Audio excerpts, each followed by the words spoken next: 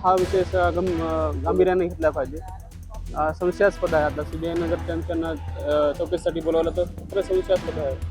असं असलं तर खरं सर्वसामान्य जे विद्यार्थी आहेत त्यांच्या खरं शिक्षणासाठी खूप अवघड होणार आहे त्यांचं. यावेळेचा नीटचा पेपर थोडा अवघड होईल आणि जो काही कट ऑफ आहे तो कमी लागेल. पेपर फुटी झाल्यामुळं जे कोणी फोडलं असेल त्यांना शिक्षाचं प्रावधान केलं पाहिजे, तरच हे न्याय व्यवस्था व्यवस्थित होईल. विद्यार्थ्याचे बरेच नुकसान झाले. आता जवळपास विद्यार्थ्याचे डबल पेपर होते, त्याला त्रास होत आहे. हे पेपर होते नीटचा, त्यावर भरोसा नाही राहिला तर पॅरेंट्सचा. थोडक्यात अशा प्रकारच्या घटना एक विद्यार्थ्याच्या बाबतीमध्ये घडू नयेत असं माझं या ठिकाणी म्हणणं आहे.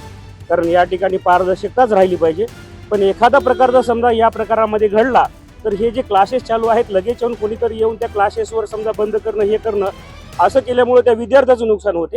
नीट पेपर फुटीचं प्रकरण ज्या ठिकाणाहून घडलं आणि घोटाळ्यामध्ये ज्या व्यक्तीचं नाव आलं, आपण त्याच क्लासेससमोर आहोत. ज्याची पाळंमुळं आढळून आली त्याच परिसरामध्ये आपण आहोत. नेमकं हे प्रकरण काय होतं हे जाणून घेण्यासाठी आपण हा संपूर्ण व्हिडिओ पाहणं गरजेचं आहे. या ठिकाणी बरीचशी पालक मंडळी आहेत, त्यांच्या काय भावना आहेत आपण प्रथमतः जाणून घेण्याचा प्रयत्न. नीट पेपर फुटी प्रकरण समोर आलेलं आहे, काय भावना आहेत, काय वाटतंय? भावना काय नाही, आता मुलांचं नुकसान आहे यामध्ये आणि सगळ्यांनी 1 वर्ष 2 वर्षाची जी काही मेहनत आहे त्याचं मेहनतीचं फळ त्यांना भेटलं पाहिजे आणि भेटत नाही. आणि पेपर फुटी झाल्यामुळं जे कोणी फोडलं असेल त्यांना शिक्षाचं प्रावधान केलं पाहिजे, तरच हे न्याय व्यवस्था व्यवस्थित होईल. माझं असं वैयक्तिक म्हणणं आहे की जे कोणी पेपर फोडतील त्यांना शिक्षा व्हायला पाहिजे काहीतरी, तरच हे फुटणार नाहीत याच्या पुढे. नीट आता ही नीटची एक्झाम देते वेळेस विद्यार्थ्यांची काय अवस्था होती ज्यावेळेस ही एक्झामची तयारी करत होती? तुमच्या कुटुंबातील विद्यार्थी आहेत. विद्यार्थ्याची अशी होती, त्यांना 1-2 वर्ष सतत परीक्षा देणे, क्लास करणे सवय झाली होती. आता एकदम परीक्षा झाल्याच्यानंतर रिलॅक्स झाले आणि अचानक पेपर फुटला, त्यांना ताणतणाव आला आणि आता त्यांना मागे जितके मार्क पडले तेवढे मार्क पडतील किंवा नाही पडतील ह्याची शाश्वती त्यांनासुद्धा नाही आहे. कारण ते रिलॅक्स झाले होते आणि आता त्यांना पुन्हा पेपर द्यायचा आहे आणि गरीब लोकांसाठी जो काही नांदेडला खर्च आहे 1 महिने 2 महिने राहायचा 10,000 20,000 जाण्या येण्याचा हा भुर्दंड पण त्यांना लागेल. ज्यांच्याजवळ पैसे आहेत त्यांच्यासाठी ठीक आहे, पण शेतकरी वर्ग गरीब वर्ग त्यांच्यासाठी सुद्धा अवघड आहे. आणि सध्या सगळीकडे महागाई झालेली आहे, दुष्काळीची परिस्थिती झालेली आहे, युद्धामुळं सगळं महाग झालेलं आहे. त्यामुळं गंभीर प्रश्न आहे हा. सरकारनं याबद्दल काहीतरी चांगला निर्णय म्हणजे योग्य निर्णय घेतला पाहिजे की याच्यानंतर अशा प्रकारचा कधीच पेपर फुटला नाही पाहिजे. त्यासाठी काहीतरी वेगळं, जसं लोकसभा बोलवली होती आत्ता आपलं ह्याच्यासाठी, त्याच प्रकारे या नीटबद्दल सुद्धा बोलून काहीतरी करायला पाहिजे. तुमची किती मुलं आहेत, कोणत्या क्लासेसमध्ये? इथं 12वीला आहेत, RCCमध्ये पण आहेत आणि मुलगी आलेनला आहे.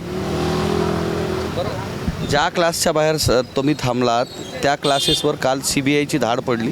तुमची मुलंही त्याच क्लासेसमध्ये आहेत आणि त्यानुसार तुम्हाला विश्वास आहे ह्या सगळ्या गोष्टीमध्ये? याच क्लासेसच्या संचालकाची CBI चौकशी जवळपास 8 तास झालेली आहे. तुम्हाला विश्वास राहिला या सगळ्या गोष्टींवर? नाही, दुसऱ्याचं तरी मला काही माहिती नाही, पण मला RCCवर पूर्ण भरोसा आहे की RCC सर असे करतील असं मला तरी काही वाटत नाही. कारण ते चौकशी झाली असेल, पण मी माझ्या याच्या अगोदरही भावाची मुलं इथं शिकवलेत. अशा प्रकारे मला असं काही वाटणार नाही, असं माझ्या काही मनात नाही किंवा मला वाटत नाही की आमच्या सरांनी किंवा RCC मोठेगावकर सरांनी असं केले असतील, असं माझा बिलकुल नाही.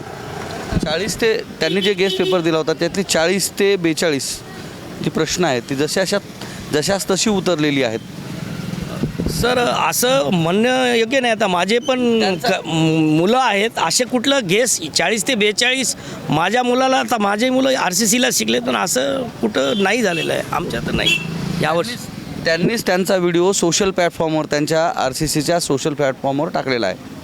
तुम्ही तो पाहिला का? नाही सर, नाही, तो नाही पाहिजे. नाही.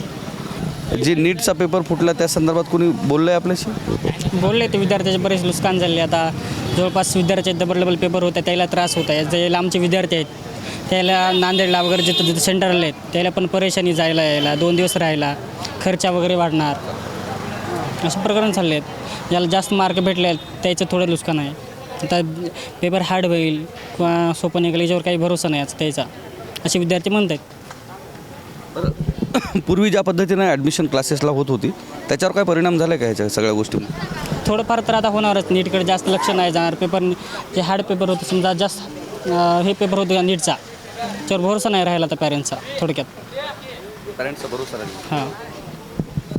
आता विद्यार्थी ज्या पद्धतीने या ठिकाणी येतात, किती अंदाजे क्लासमध्ये किती विद्यार्थी असतात या ठिकाणी? आपण किती वर्षापासून हॉस्टेल चालवतो? 4 वर्ष झाले हॉस्टेल चालतो आपण. 4 वर्ष. हां. विद्यार्थ्यांची आता हे पेपर रद्द झाल्यानंतर मानसिकता काय आता? आपल्या हॉस्टेलमध्ये बरेचसे विद्यार्थी आहेत, काय मानसिकता आहे सध्या? त्याला वाटत आहे असं होऊ नये, बार पेपर फुटत आहेत. गेल्या वर्षी पण फुटला, यावर्षी पण फुटला, असं म्हणत आहेत विद्यार्थी. ज्या शिक्षकावर नीट पेपर फुटीचे आरोप आहेत, ज्यांची CBI चौकशी जवळपास 8 तास झालेली आहे आणि त्या शिक्षकावर आता विश्वास आहे का लोकांचा? नाही, असं काय तेवढ्या विषय माहीत नाही आपल्याला. त्याच्या संदर्भात आपण न्यूजवर काय बघितलं नाहीत आपले 1-2 दिवसामध्ये, ते का माहीत नाही आपल्याला. इतर पालक विद्यार्थी हे बाजूला आहेत, आपण त्यांच्याशी पण जाणार आहोत. कुठून आहेत काका? बीडून आले. कशा संदर्भात? क्लास पोरांना क्लासेस संदर्भात. हां. तुमची किती मुलं आहेत या ठिकाणी? इथं 2 आहेत आमची 3. हां. काय फीस वगैरे काय? ते काय आता आणखी नाही आमचं ठरलं आहे, ते चाललं त्यांचं. आणखी आता ज्यांना द्यायला लागलेत मग नंतर बघा. नीटचा जो पेपर आहे, तुमचे मुलं आपण जे या ठिकाणी ॲडमिशन कशासाठी ॲडमिशन करतायत? नीट JEE कशा संदर्भात? नीट सर. नीट संदर्भात. तुम्ही काय करता? आम्ही ऊस तोडतो सर. ऊस तोडतो. ऊस शेतकरी. ऊसतोड काम करा. हां, ऊस गरीब माणसं ते. मुलांना डॉक्टर बनवायचं. आता कोणत्या वर्गात आहे मुलगा? 10वी झाली आहे त्यांची. 10वी झाली. हो. किती मार्क्स? 85. 85%. हां. नीटचा जो पेपर आहे, तुम्ही आता मुलाला डॉक्टर हो या ना, मुलाला डॉक्टर बनवण्यासाठी या ठिकाणी आलेले आहेत आणि नीटचा जो पेपर घेतला जातो तो पेपर फुटला आहे आणि ज्या क्लासेसवर हा पेपर फोडल्याचा आरोप आहे त्या संचालकाची, म्हणजे हे जे क्लासेस आहेत यांच्या संचालकाची जवळपास 8 तास ही CBIनं चौकशी केली. आता तुम्हाला विश्वास आहे का? राहिला? हां. विश्वास राहिला आहे? आता आम्हाला काय नवीन आलो सर, आम्हाला काय माहीत नाही. नीट पेपर फुटीसारखं प्रकरण घडतंय, त्या क्लासेस चालकाची चौकशी होती, वाटतंय खरं विश्वासार्ह सगळं वातावरण राहिले? आता विश्वास तर वाटतं होता आम्हाला आता, पण हे तर मला माहितीच नाही पेपर फुटलाय म्हणून. ते तर माहितीच नाही. या अगोदर तुमचे कोणत्या मुलाचे होते या ठिकाणी ॲडमिशन होतं? कुणं सांगितलं होतं तुम्हाला? कुणं रेफरन्स दिला होता की? या अगोदर आमचा एक पुतण्या आहे, तो होता आहे RCC मध्ये. हां, त्यांचं MBBS मध्ये झालं आहे काम त्यांचं, त्याच्यामुळं दुसरे विद्यार्थी आणला आम्ही या ठिकाणी होता. हां. नीट पेपर फुटीचं तुम्हाला म्हणता की तुम्हाला माहीतच नाही? खरंच माहीत नाही. असं व्हायला पाहिजे का? खरंच विश्वासार्हता राहते का एज्युकेशन? नाही व्हायला पाहिजे असं नाहीच व्हायला पाहिजे. ह्या सगळ्या आरोप प्रत्यारोप CBI चौकशीनंतर काय वाटतंय, विद्यार्थ्यांमध्ये तसा उत्साह राहिले का? ॲडमिशनवर काय परिणाम झाले? त्याचा काही परिणाम नाही ना.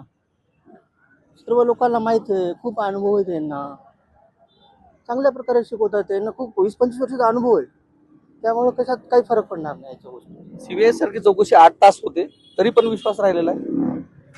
चौकशी करू शकतात ना, कोणाची चौकशी होऊ शकते काय, असं जास्त म्हणून असं नसतं. आपला विद्यार्थी कोणत्या वर्गात आहे या ठिकाणी? 11वी मध्ये शिक्षण घेत आहे सर. आणि मी इथं आलो त्यावेळेस समजा जे रात्री जे न्यूजमध्ये गोष्ट ऐकलो त्याचा प्रादुर्भाव या ठिकाणी काही आढळला नाही सर. ॲडमिशन घेतलेलं आहे आणि नियमित या ठिकाणी त्यांचं जे शिक्षण देण्याचं कार्य चालू आहे.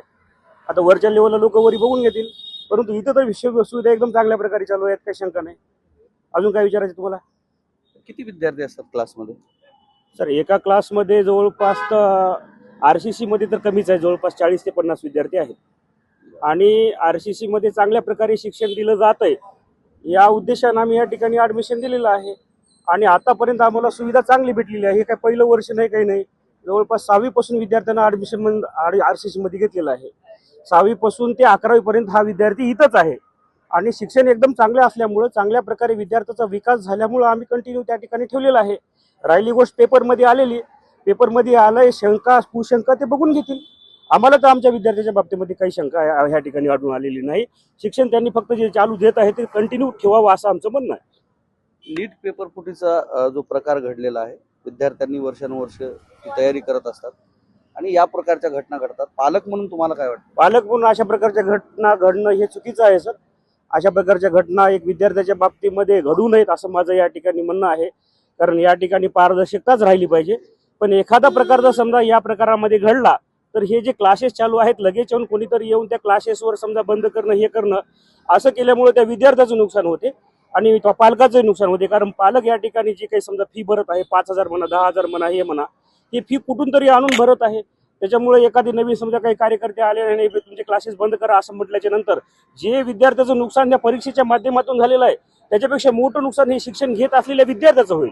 त्याच्यामुळे असल्या प्रकारचं कुठल्याही प्रकारचं हे बंद करणं वगैरे हे करणं त्याच्यावर एक प्रकारचा दबाव आणणं अशा प्रकारच्या गोष्टी थांबावेत असं माझं एक पालक म्हणून एक सामान्य एक व्यक्ती म्हणून माझं मत आहे सर. तर नीट पेपर फुटीमध्ये संबंधित क्लासेसच्या संचालकाची जवळपास 8 तास चौकशी झालेली आहे आणि त्याचे धागेदोरे सरळ त्या चौकशीचे यांच्यापर्यंत पोहोचले. तुम्हाला विश्वास राहिला ह्या सगळ्या गोष्टींवर आताही?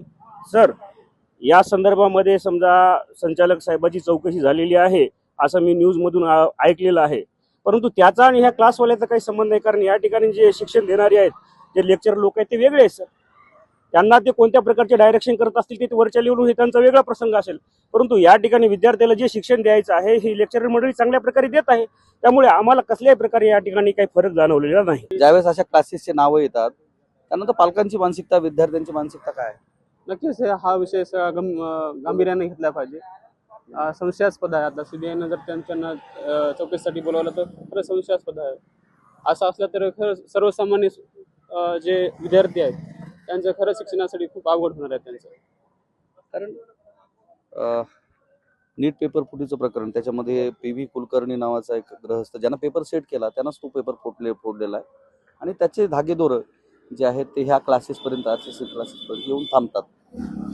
त्यांची चौकशीही होते. त्यानंतर पालकांमध्ये काय मानसिकता आहे? काय वाटतंय? विद्यार्थ्यांची मानसिकता राहिली नाही. एक संशयाचं वातावरण निर्माण झाले आहे सर्व विद्यार्थ्यांमध्ये पालकांमध्ये सुद्धा. आता ते असं होत असेल तर खरंच हे म्हणजे अतिशय भीतीदायक वातावरण आहे असं म्हणलं तरी काय हरकत नाही. कारण म्हणून तेच आपलं जे काय आहे ते आपले पेपर हे करू शकतात, आपले पर्सेंटेज घेऊ शकतात आणि त्याच्या निर्णयानुसारच काही स्टुडंट लागू शकतात ना. 42ला 42 प्रश्न ॲज इट इज जशाच तसे येतात. याच्यामध्ये काहीतरी संशय आहे असं वाटत नाही?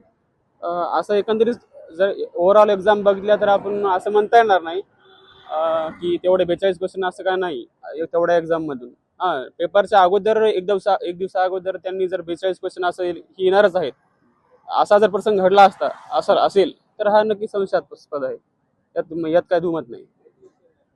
काय वाटतं शिक्षा व्हायला पाहिजे? आता चौकशी चालू आहे त्यांची. आताच आपण सांगता येणार नाही आपल्याला. जे समोर येईल तर शिक्षा तर व्हायलाच पाहिजे. पालकांना असं वाटतं की शिक्षा झाली पाहिजे. बरेचसे विद्यार्थी पण या ठिकाणी आहेत. काय वाटतं? तू इथे शिकतो का? हां सर. कोणत्या ह्याच्यासाठी? कोणत्या वर्गात? मी 11वी मध्ये आहे. सध्या मी नीटची तयारी करत आहे. बरं. काय तुझ्यासोबतचे ज्यांनी नीटचे एक्झाम दिले असे बाकीचे विद्यार्थी असतील? हां आहेत सर. पण रिनीटमुळे त्यांना कोणाला कमी मार्क पडू लागले, कोणाला जास्त मार्क पडू लागले. यामुळे थोडे डिस्टर्ब झालेले होते आणि कोणी खुश झालेले होते. रिनीटमुळे कोणाला ऑपॉर्च्युनिटी भेटली आहे आणि कोणाला थोडं दुःख पण वाटत आहे. काय म्हणतात विद्यार्थी? काय म्हणतात सध्या? काय रिपीट होत? विद्यार्थी म्हणत आहेत की या वेळेचा नीटचा पेपर थोडा अवघड होईल आणि जो काही कट ऑफ आहे तो कमी लागेल. काय वाटतं? पेपर फुटीचा प्रकार तू पाहायला तुला माहिती आहे? हां माहीत आहे सर. तुमच्या क्लासेसचं पण नाव घेतलं आहे. तुला काय विश्वास राहिला आता? हो सर विश्वास आहे. मोठेगावकर सर चांगले शिकवतात आणि जे स्टाफ आहेत ते पण खूप चांगले शिकवतात आणि सरांनी स्वतः त्यांच्या मॉड्यूलमध्ये दाखवलेलं आहे की जो प्रश्न आहेत ते मॉड्यूलमधूनच येतात. त्यांचं नाव घेतलं जातं. तुम्ही त्याला कसं पाहता? काय? त्यांचं नाव घेतलंय तुम्ही कसं पाहता त्या गोष्टीला? तुमच्या क्लासेसचं नाव घेतलं जातं. तुम्हाला काय वाटतं? तसं काय नाही सर. म्हणजे सर चांगले शिकतात. जे शिकतात त्याच्यातूनच येते. सर सगळा सिलेबस घेतात. त्या सिलेबसमधूनच सगळं येते. इतर विद्यार्थी पण या ठिकाणी आहेत आणि हा तोच क्लासेसचा परिसर आहे ज्या ठिकाणी त्या नीट पेपर फुटीची धागेदोरे जे आहेत ते दिसून येत आहेत. एकूण जवळपास कालच्या तारखेमध्ये 8 तास जी आहे ती CBI चौकशी झालेली आहे. बाकीच्या इतर क्लासेसची पण चौकशी सुरू आहे. CBIची टीम येऊन या ठिकाणी थांबलेली आहे आणि एकूणच या प्रकरणामध्ये पालकांना सुद्धा असं वाटतं की ज्या पद्धतीने हे पेपर फुटीचे प्रकार होतात याच्यावर कुठेतरी नियंत्रण आले पाहिजे. पेपर फुटीचे प्रकार करणाऱ्या ह्या सर्व लोकांवर कार्यवाही नाही तर त्यांना शिक्षाही झाली पाहिजे अशी मागणी पालकांकडून करण्यात येते. कॅमेरामन सुधाकर सह मी धनंजय सोळंके, टाइम्स नाव मराठी, नांदेड.